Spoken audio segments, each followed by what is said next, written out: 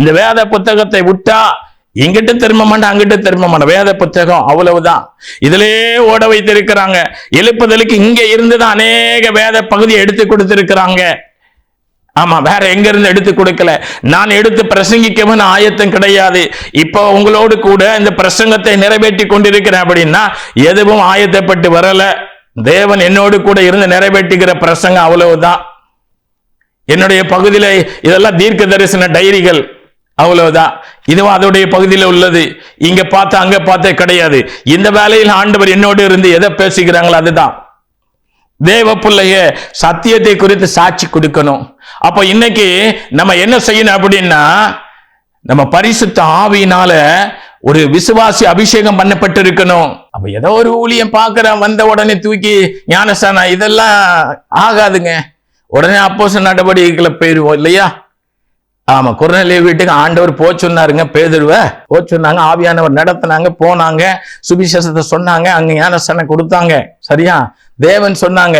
உடனே நம்ம என்ன செஞ்சிருவோம்னா, பிலிப்பு அங்க என்ன செஞ்சாரு, அந்த எத்தியோப்பிய ராஜஸ்திரியுடைய மந்திரி அவருக்கு என்ன செஞ்சாரு, அவருக்கு ஞானஸ்தானம் கொடுத்தாருல அப்படின்னு சொல்லி நம்ம என்ன சொல்லுவோம் அப்படின்னா, அப்போஸ்தலர் நடவடிக்கைகள் 29 இருந்து நம்ம வாசிக்கிறோம். 29 இருந்து நம்ம வாசிக்கிறோம். அந்த எகிப்திய ராஜஸ்திரி கந்தாகே என்பவருடைய மந்திரி என்ன செய்யறாரு அப்படின்னா, அவரு ஏசாயா தீர்க்கதரிசியின் புத்தகத்தை அவர் என்ன செய்கிறார்னா, அவருடைய இதுல பிரயாணம் பண்ணி போய் கொண்டிருக்கும் போது அவர் ஏசாயா தீர்க்கதரிசியின் ஆகமத்தை வாசிச்சு கொண்டு போகிறாரு. பாருங்க, அப்போஸ்தலர் நடபடிகள் 8வது அதிகாரம் 29-30 இப்படியாய் சொல்லுகிற, ஆவியானவர் நீ போய் அந்த ரதத்தோடு சேர்ந்து கொள் என்று பிலிப்புடன் சொன்னார். ஆவியானவர் பிலிப்பிட்ட சொல்றாரு, நீ போய் அந்த ராஜஸ்திரியுடைய மந்திரி கிட்ட நீ என்ன செஞ்சுக்க, அந்த ரதத்தோட சேர்ந்துக்க அப்படின்னு சொல்றாரு. அவரு போய் அந்த ரதத்துல என்ன செய்கிறாரு, அவரோட சேர்ந்து கொள்கிறாரு. அப்பொழுது பிலிப்பு ஓடி போய் சேர்ந்து அந்த ராஜஸ்திரியுடைய மந்திரி அவன் ஏசாயா தீர்க்கதரிசியின் ஆகமத்தை வாசிக்கிறதை கேட்டு, நீர் வாசிக்கிறவைகளின் கருத்து உமக்கு தெரியுமா என்றான். அந்த ராஜஸ்திரியுடைய மந்திரி ஒரு மந்திரிங்க, ஒரு தேசத்துடைய மந்திரி. பாருங்க, அவரு பிரயாணத்துல என்ன செஞ்சிட்டு போறாரு அப்படின்னா, ஏசாயா தீர்க்கதரிசியுடைய அந்த புத்தகத்தை வாசிச்சுட்டு போறாரு. அப்ப எவ்வளவு ஒரு பக்தி இருந்திருக்கணும், அந்த ராஜஸ்திரியுடைய மந்திரிக்கு எவ்வளவு ஒரு பக்தி இருந்திருக்கணும். அவர் வாசிச்சுட்டு போறாரு. அப்படி வாசிச்சுட்டு போறத என்ன செய்யறாரு அப்படின்னா, பிலிப்பு பார்த்து, நீ வாசிக்கிறதுடைய கருத்து என்னதென்று தெரியுமா அப்படின்னு சொல்லுகிறாரு.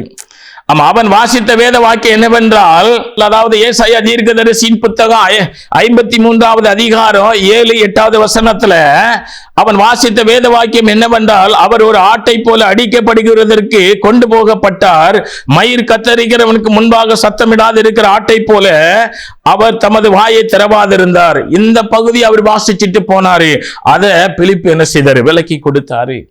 அதை அவர் விசுவாசித்தாரு.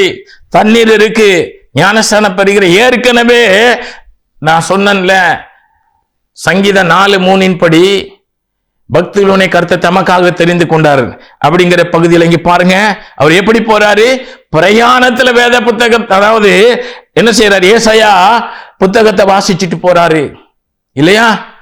அந்த தோல் சுருளை என்ன செஞ்சிருப்பாரு, வாசிச்சுட்டு போறாரு. இன்னைக்கு நம்ம வீட்டுல நமக்கு எவ்வளவோ நேரம் இருக்குது, நம்ம என்னைக்காவது வேத புத்தகத்தை எடுத்து வாசிக்கிறோமா?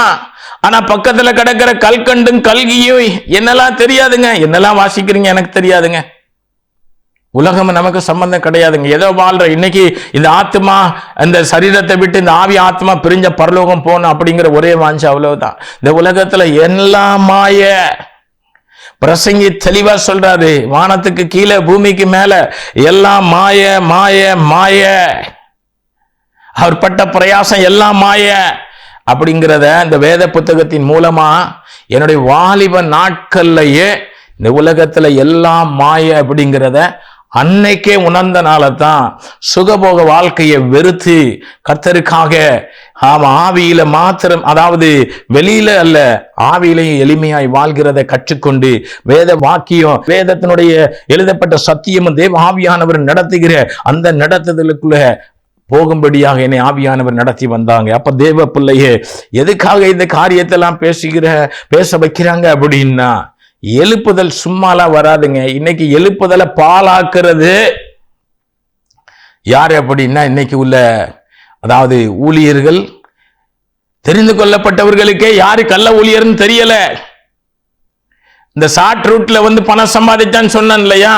அப்போ ஒரு ஊழிய எப்படி இருக்கணும் அப்படின்னா, பாருங்க, ஒரு விசுவாசி எப்படி இருக்கிறான் அப்படின்னா, நம்ம சொல்லுகிறோம் சபைக்கு வந்தோடனே ஞானஸ்தானம் பெற்றாச்சு, அப்படிலாம் இல்லைங்க. வந்த உடனே ஞானஸ்தானம் பிலிப்புக்கு கொடுக்கப்பட்டதுன்னா ஆவியானவர் சொன்னனாலதான் பிலிப்புக்கு ஞானஸ்தானம் கொடுக்கப்பட்டது.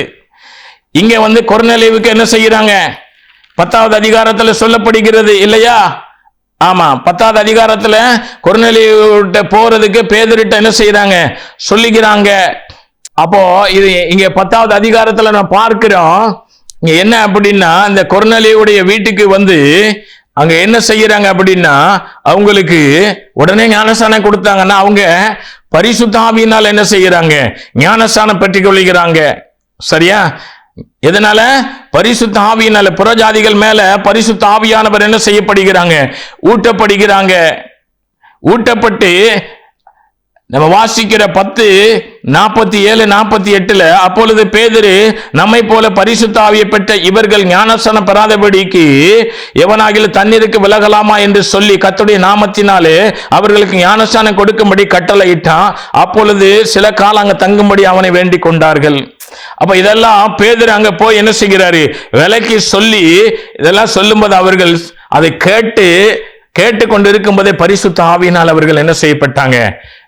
நிரப்பப்பட்டு அவங்க பரிசுத்தாவின் அபிஷேகத்தை பெற்றுக் கொண்டாங்க. இந்த பகுதியில தான் என்னைய முதல் நாள் வேத புத்தகம்னா என்னன்னு தெரியாது, பிரசங்கம்னா என்னன்னு தெரியாது. நான் முதல் நாள் ஒரு இரவு ஜபத்துல போயிருக்கும் போது 7-8 பேர் இருந்திருப்பாங்க. அன்னைக்கு நான் வாலிபன். அதுல கொஞ்சம் திருமணம் முடிந்த இளம் வயது தம்பதியர்கள் இருந்தாங்க. அந்த நாட்கள்ல ஜபிக்கிற வேலையில ஏற்கனவே நான் பக்தி விருத்தி, அதாவது பக்தி வைராக்கியத்தின்படி சொரூபங்களுக்கு பின்பாக ஓடி வணங்கி கொண்டு பக்திய ஒவ்வொரு ஆலயங்களுக்காக ஓடிக்கொண்டிருப்பேன் என்னுடைய வாலிப நாட்கள்ல. ஆமா, வாலிப நாட்கள்ல ஒவ்வொரு ஆலயங்களுக்காக போய் என்ன கொடுக்கிறது அப்படின்னா விண்ணப்பத்தை கொடுக்கிறது. நம்ம இன்னைக்கு பார்ப்போம் இல்ல, ஒவ்வொரு பெண்களுக்கு பின்பாக ஆண்களுக்கு பின்பாக பெண்களும் போய் இன்னைக்கு நம்ம என்ன கொடுக்கிறோம்? லவ் லெட்டர் கொடுக்கிறோம்ல. என்ன சபையில இன்னைக்கு ஜோரா ஓடிக்கொண்டிருக்குங்க. கேட்ட யாக்கோப்பு லவ் பண்ணினாரு, நாங்களும் லவ் பண்ண அப்படி யாரோ ஒருத்தன் பிரசங்கம் பண்ணி யூடியூப்ல போட்டு வச்சிருக்கிறான். அந்த பிரசங்கத்தை கேட்டுட்டு ஜனங்கள் யாக்கோப்பு அத்தை மகப்பா, ஆமா மாமன் புள்ள, அவன் லவ் பண்ணா, அது லவ் பண்றது அப்படிங்கிறது அது ஒரு பாலிய இச்சை. மத்தேயு 5:28 சொல்லுகிறது, ஒரு பெண்ணை, ஒரு அழகு இல்லாத பெண்ணை நீ லவ் பண்ணுவியா? ஒரு அழகு இல்லாத பையனை நீ லவ் பண்ணுவியா? இச்சையினால வருகிறதா லவ், அதுதான் காதல். சபை கேடு கெட்டு போச்சு. சபைக்குள்ள லவ் கேட்டா நானே லவ் மேரேஜ் தான் நல்ல மாதிரி ஜோரா சொல்லி கொடுக்கிறேன். சபையெல்லாம் பாலா போனது இந்த மாதிரி கள்ள ஊழியர்களின் நிமித்தமே, அபிஷேகம் பண்ணப்படாதவர்கள் நிமித்தமே, ஒருவேளை போஜனத்திற்காக ஊழியம் செய்ய வந்தவர்களின் நிமித்தமே. இதனால எனக்கு தெரிந்து கொள்ளப்பட்டவர்களுக்கு தெரியல, இவர்கள் கர்த்தருடைய ஊழியத்தை செய்கிற உண்மையான பரலோக தேவனாலே அபிஷேகம் பண்ணப்பட்ட ஊழியர்களா இல்லை என்றால், அதாவது தன்னையே ஏதோ ஒரு மனிதனை, அத கோலியாத்தை போல வளர்த்தியான ஒரு உயரமான ஒரு மனிதனை கூப்பிட்டு நம்ம சொல்லும் பெரிய ஊழியர். ஆமா, சத்தியத்தை பேசல அப்படின்னா பரலோகத்துல பெரிய ஊழியரை காணப்பட முடியாது.